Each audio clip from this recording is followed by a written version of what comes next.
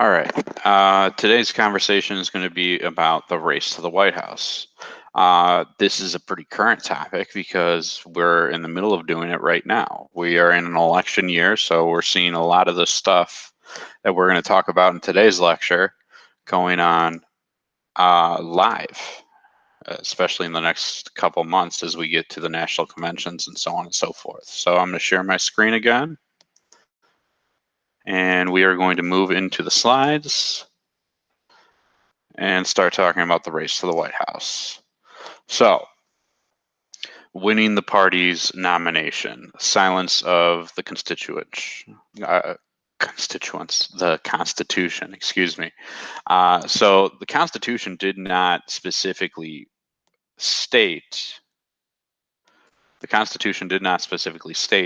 how the presidential nominees were to be elected.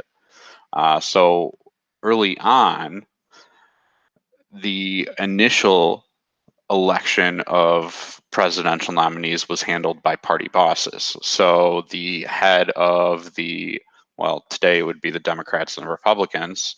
The heads of those two parties would say, okay, we're picking so-and-so to be our presidential nominee. And that was it. That was the choice. And the people didn't really have a say. So that was the guy you got to pick. That eventually evolves. By the early 1900s, we start what we call primaries. So we first see this happen in 1832. In 1832, we see national conventions where the parties allowed the people to choose the individuals they wanted to be on the ticket for the president. And by the 1900s, it was just commonplace that we would hold primaries, and party bosses no longer had a role. So that's why today, if you noticed at like the beginning of the year, we had like somewhere in the neighborhood of like 8 or 10 different individuals that were running for Democratic president, right? The Democratic nominee, I should say. And that eventually, slowly moved down to, there was 2 viable candidates. Now there's really only one, being Joe Biden. And if you go back to 2016, it was the same thing. There was as many as like 12 or 15 candidates for Republican president in 2016. And that eventually trickled down to, it was just really Donald Trump and Ted Cruz in the end, and then it was Donald Trump, right?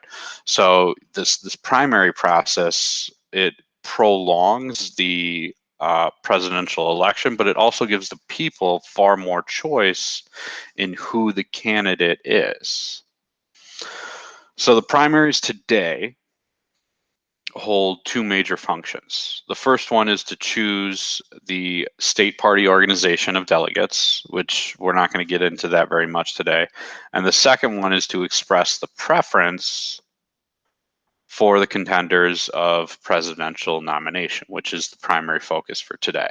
So the primaries, if you were 18 and you were able to vote a couple weeks ago, you went out and you voted in the presidential primaries here in Michigan.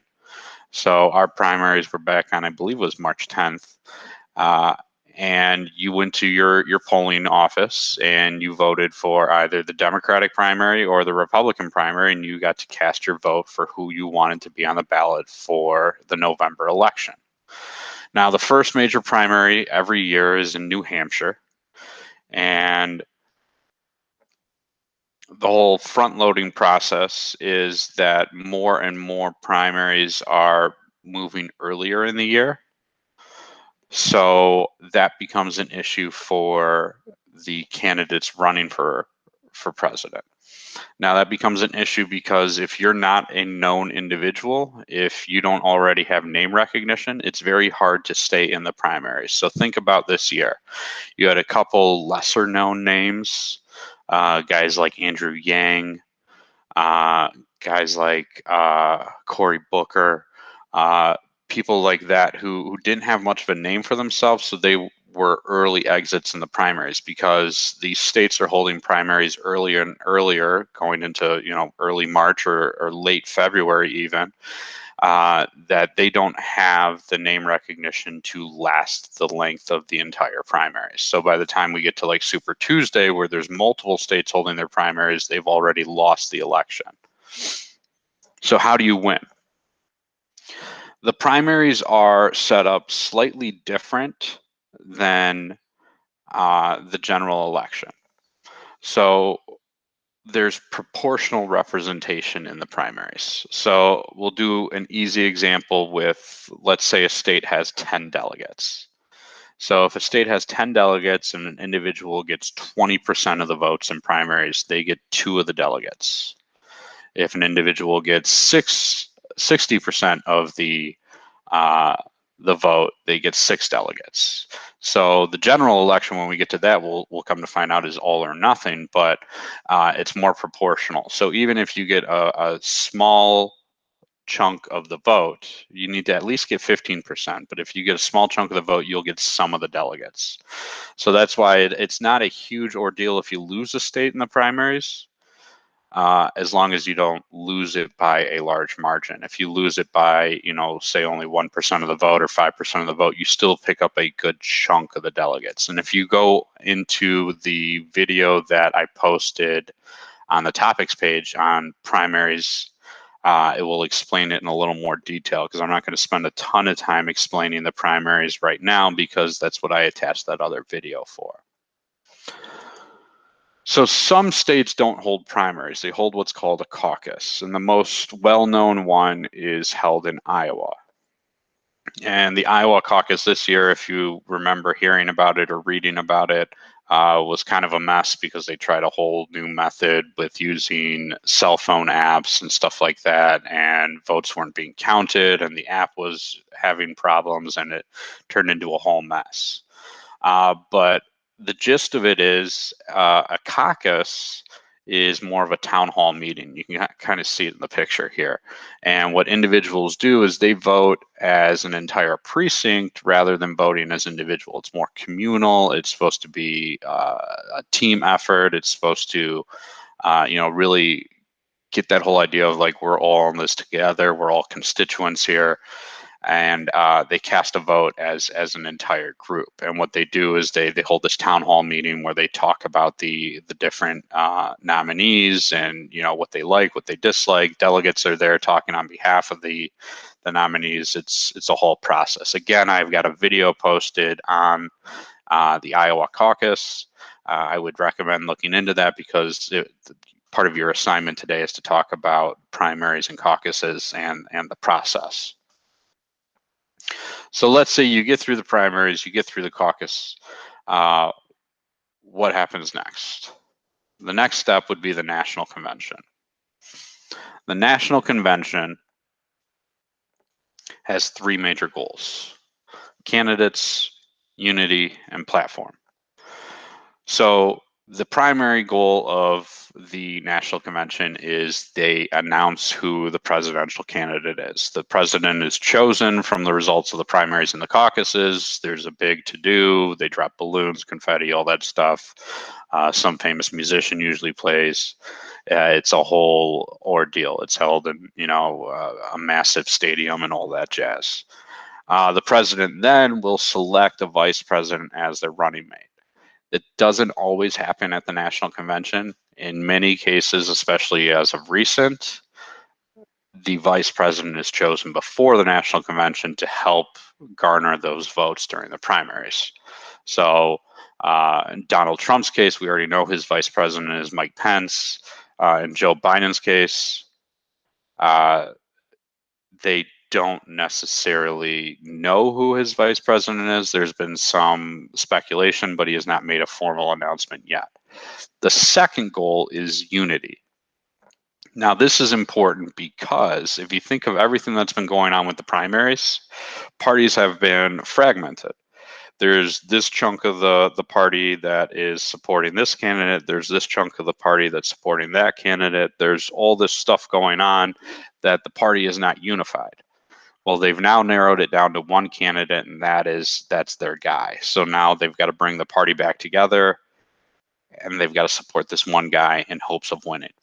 So think of like 2016. 2016, there was the group that was supporting Donald Trump. There was the group that was supporting Ted Cruz. There was the group that was on Jeb Bush's side, the Ben Carson guys, the Marco Rubio guys. The Republicans were so fragmented.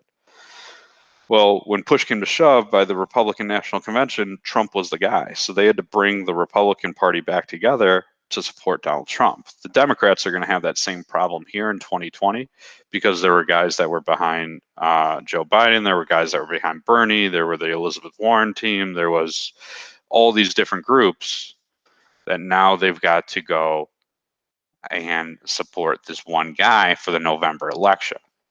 Now, the third thing is the party platform. The party platform is the basis of where your party stands on all the major social issues. So the National Convention is where they unveil the new party platform for this year. So think of things like immigration, things like war, things like healthcare, things like education, infrastructure, all the major social issues. It's a pamphlet, it's a booklet that then conveys the message of the party. So this is what the Republican Party, this is their viewpoint on all these issues. And it's about an 100 page document that explains where the party stands on all these major social issues. And you can visit the party websites and see the party platform for this last election. And then in 2020, there will be a revised version of the party platform for this coming election. So National Convention's over. It's about a 2-3 day thing. Like I said, it's turned into this whole big glitz and glamour kind of show. Now you push for about the next 3 months, because National Convention is usually in about August. You push for the general election for the next 3 months, because the general election will be the first week in November. So the general election, this conveys all of our states and how many electors they each hold. This was the 2012 general election. It hasn't changed because we haven't had a new census yet, so the numbers are still all accurate. And you'll see that these candidates that won the primaries, the individuals that were nominated at the national conventions, will start visiting all these states, but they will have a primary focus on the gray states. The gray states are what we call, as it says over here on the side, swing states. So Michigan, for example, we are one of the big swing states, we always are, where presidential candidates will visit multiple times. So if you go back to 2016, if you remember at all, we had Hillary Clinton and Donald Trump in our state almost every other week as we came upon the November election. So as it gets closer and closer to the election, the presidential candidates will visit more and more frequently. Now, you won't see Donald Trump campaigning a lot in a state like California, because California is predominantly always going to be Democratic. Him campaigning in California won't do him much any good, because even if he wins a chunk of the vote, he won't win enough to turn California red. Because again, once we get to the general election, it's all or nothing. Even if he were to get 49% of the vote in California, all of these 55 electors would still be awarded to the Democratic candidate. Likewise, you won't see Joe Biden campaigning a lot in Texas, because Texas is predominantly always going to be red. It's going to be a Republican state. Same instance, if he were to get 49% of the vote here, all 38 of these electors are still going to go to the Republican candidate. States like Florida, North Carolina, Virginia, the Rust Belt over here, Michigan, Wisconsin, Ohio, Pennsylvania. These are the states that tend to flip-flop back and forth election year to election year. These are the states that hold, if you look at it, pretty substantial electoral votes and can be swayed from one election to another. So the candidates tend to campaign here far more frequently. Nobody really campaigns over here because, again, predominantly red. And if you look at the electoral volume, a lot lower. So we are actually in a pretty fortunate situation living here in Michigan because we get a lot of presidential attention when it comes to elections. The presidential nominees give us quite a bit of attention because we are what's known as swing states. And presidential candidates will try to sway us by visiting. They'll talk about issues that affect our state specifically. We'll see more advertising, we'll see more rallies. We get a lot more attention, and that's how candidates try to sway the swing states. It kind of creates an imperfect system because in reality, when you're racing to win the election, you have to get 270 electoral votes. The attention really is limited to about 10 of the 50 states, because if you count these up, you got 1, 2, 3, 4, 5, 6, 7, 8, 9, 10, 12 states that really get the bulk of the attention. The southern states, even though they're higher volume, all tend to be Republican. Out west here, again, still pretty high volume. They're predominantly Democratic. Same thing with the New England states up here. They don't get as much attention, even though there's a lot of population there, because they are already solid Republican or solid Democrat. We get the attention because we are a swing state. We're a wild card where our vote can change from election to election. Now, election day. When people vote in the presidential election, they do not cast their vote directly for one of the candidates. Instead, they are voting to elect what their presidential electors will do. And we'll talk more about the Electoral College in our next lecture. But the Electoral College is a combination of the members of the House and the members of the Senate. So if we go back to this last slide, Michigan has 14 districts and 2 senators, so we have 16 electors. Our electors are not the members of the House and the Senate, but that's how the number of electors is figured out. So when we vote in November, we vote to say, we want our electors to vote Democratic. We want our electors to vote Republican. We are picking the candidate that our electors are supposed to pick on our behalf. And then based on our general election, the electors are then going to vote how we voted.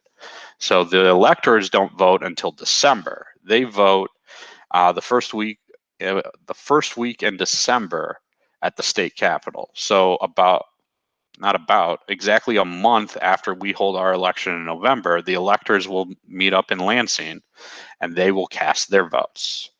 The electors are a combination of ex-politicians, friends of current state politicians. The governor might even appoint her cousin to be an elector. They need not have any specific qualification. It's kind of a weird setup. They then cast their votes, and then those votes are counted in January by Congress. And that's how our election works. Our next lecture, we will talk about the actual Electoral College and its validity, its pros, its cons, how it works, and why we do things differently with the presidential election as opposed to any other election that we do. Now, before I go, I do want to point out, you guys should look at these other these other videos that I posted. So I posted the presidential primaries explained, the Iowa voters explain how a caucus works, and then primaries versus a caucus. Make sure you look that over because that will help with your discussion assignment that's going to be posted on the assignments tab. So take a look at all that.